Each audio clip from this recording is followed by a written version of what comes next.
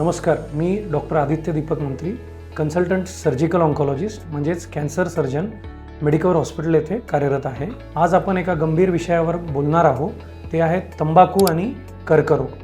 भारतात दरवर्षी लाखो रुग्ण तंबाखू सेवनामुळे कर्करोगाने ग्रस्त होतात। तंबाखू केवळ सिगारेट बिडीमधूनच नव्हे तर मिश्री, गुटखा, मावा या पदार्थांमधूनही काही विषारी द्रव्य जातात। या द्रव्यांचा दीर्घकालीन परिणाम म्हणजे कर्करोग होतो।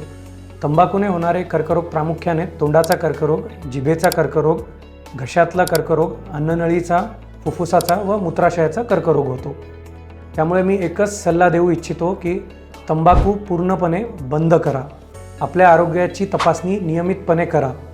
तंबाखू पासून सुटका ही पहिली पायरी आहे कर्करोगापासून बचावाची। कृपया उशीर होण्याआधी तज्ञ डॉक्टरांचा सल्ला घ्या। आपल्या मेडिकवर हॉस्पिटल येथे कॅन्सरबद्दल किंवा कर्करोगाबद्दल सविस्तर तपासण्या व उपचाराच्या सोयी उपलब्ध आहेत। शेवटी एवढंच सांगू इच्छितो, तंबाखू सोडा, आयुष्य वाचवा। थँक्यू।